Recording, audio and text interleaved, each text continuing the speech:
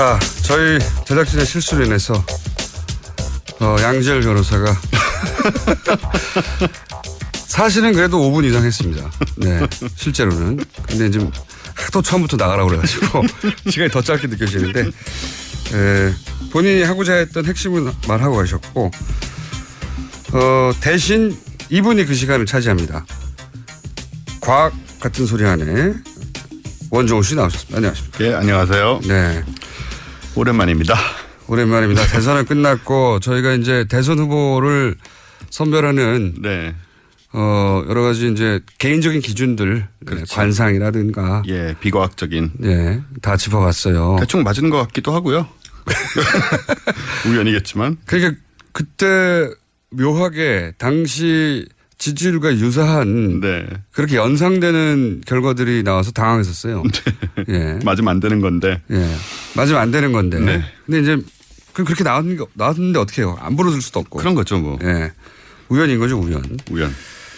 자, 오늘 주제는 뭡니까? 네. 일단 지금 대선 끝나고 뭐 뉴스가 굉장히 많이 나왔는데 2주 동안 예. 가장 대중적인 것은 그 청와대 주요 인사들의 외모였던 것 같아요. 아직도 회자되고 있는. 근데 조국 수석 임명 때부터 시작돼 버린 거죠. 그게. 네. 그 방금 제가 말씀하신 걸 들었는데 네. 전혀 가당치 않은 말씀이시고요. 여론조사 해봐야 합니다. 아, 예, 뭐 그러시든가요. 마음만 아프실 거예요. 리얼미터에 내가 한번 조사를 해봤든지 해야지 진짜. 예. 그래서 게다가 당선 이후에 이상하게 더 잘생겨 보이는 문재인 대통령. 좀 그런 거 있지 않아요? 원래 그건 뭐 당선 효과죠. 예, 후광이 보인다는 말을 많이 하더라고요. 혹자는 그런 말도 합니다. 후보보다는 대통령이 어울리는구나. 그러니까요. 예, 이건 여의도에서 나온 얘기입니다. 굉장히 많이 느끼는 거고. 예. 그다음에 조국 민정수석 같은 경우는 뭐 대학교 때 외모가 컴플렉스였다고 말을 해서 모든 남성들 지탄을 받고 또 있죠. 자유한국당에서 이렇게 성명을 냈잖아요, 직접. 자유한국당에서 성명해서 그건 좀 오바였고요.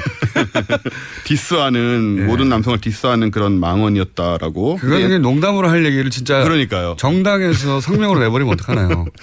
그 감각은 진짜 이상한 감각이죠. 사실은 전 국민을 비하한 발언이기도 하고요. 우리가 문제 삼을 수 있는 부분입니다.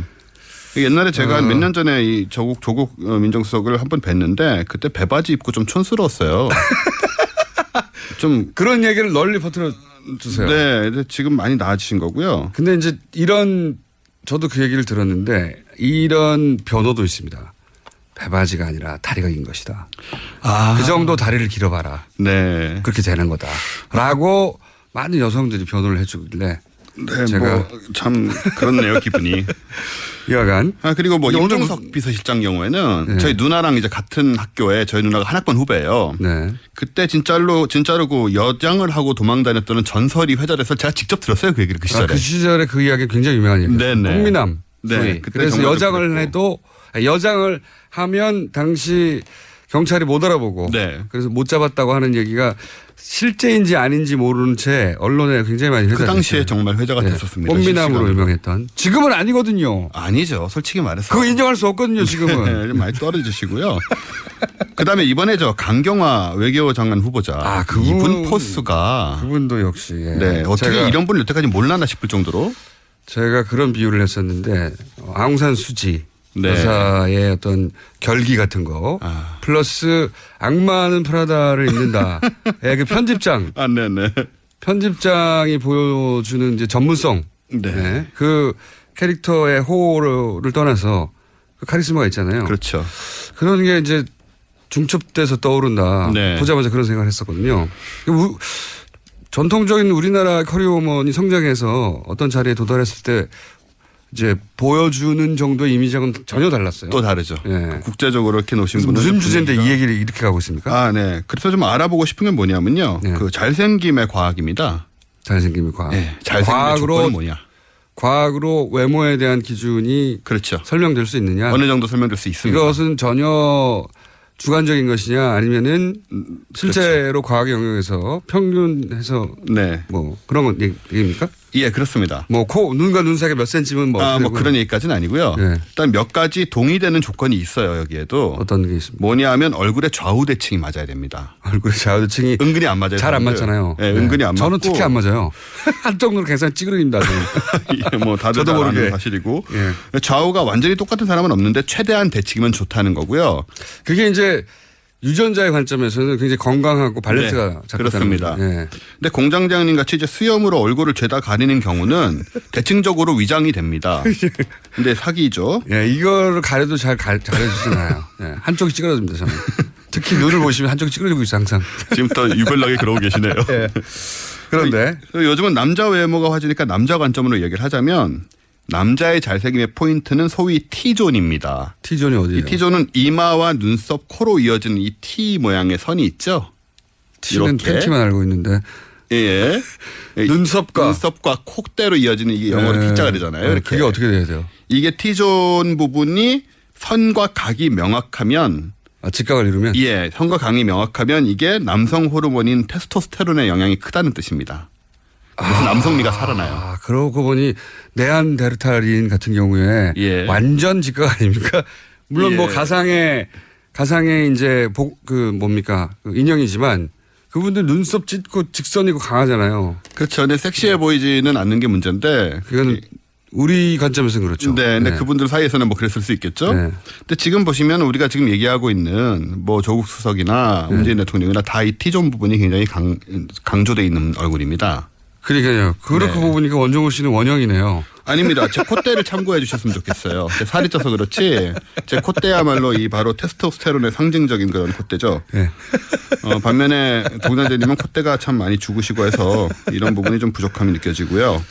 여자들이 이쪽이 발달하면 중성적인 매력을 표현을 합니다. 아, 그렇게 통계적으로 인지한다? 예, 과학에서는 이런 식으로 얘기를 하고요. 실제로 이 호르몬 영향이 받습니다, 얼굴이. 그런 것 같아요. 실제. 네. 맞습니다. 왜 틸다 스윈튼이라고 설국열차 나왔던 네네. 설국열차는 좀 이상하게 나왔지만 그 여성 유명한. 이분이 이제 이 T존이 굉장히 발달된 분이라 그래서 중성적인. 그렇죠. 중성적인 매력을 풍기죠. 그리고요.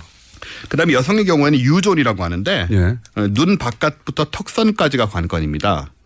얼굴 둥그런 선. 남성이 여성을 미인으로 인식할 때의 다르다는 거죠, 기준이. 기준이. 예.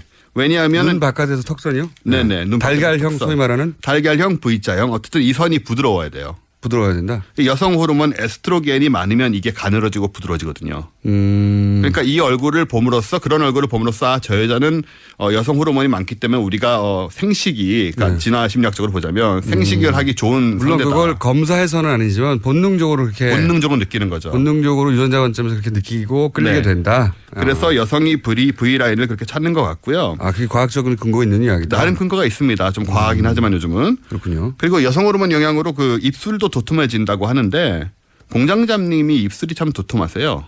그쵸. 썰어서 먹을 수 있겠다가 싶은. 예, 그래서 남자들한테 인기가 있지 않으신가요? 남자들한테.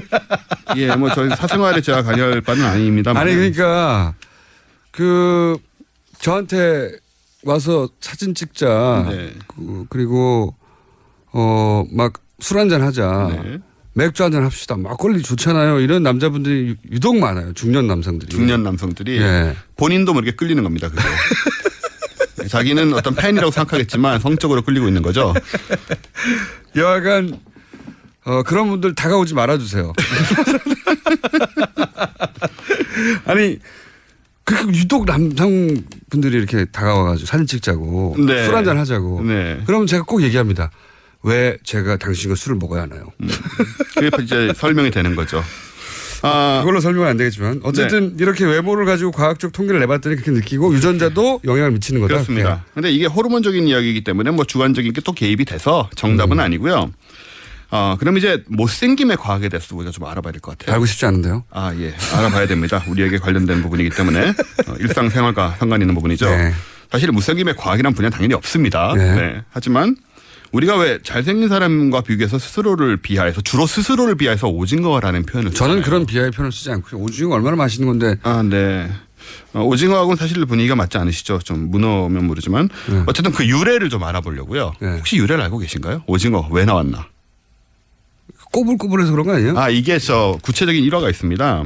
일종의 도시괴담인지 실화인지는 모르겠는데 어떤 여자분이 남친이랑 영화를 보러 가셨어요. 네. 근데 그 아저씨란 영화를 보고 있었습니다. 아저씨. 예. 아저씨에는 원빈이 끝없이 나옵니다. 그렇죠. 그렇게 원빈을 보다가 한번 고개를 돌려서 남자친구를 봤더니 웬 오징어가 팝콘을 먹고 있더라.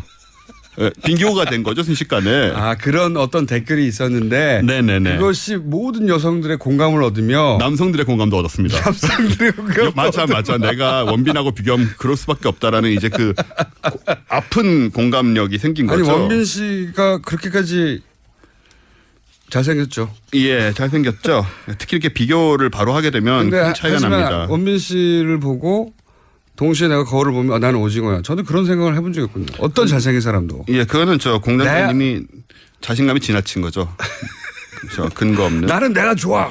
이렇게 생각하고 사는데. 근데 왜 오징어였을까 하필이면 이 생각을 할 수 있잖아요. 네. 생각해보면 오징어가 사람 얼굴하고 좀 비슷해요. 우리 결혼할 때 함 들어갈 때 굳이 오징어를 쓰네요. 오징어를 굳이 쓰잖아요. 네. 구멍 뚫고.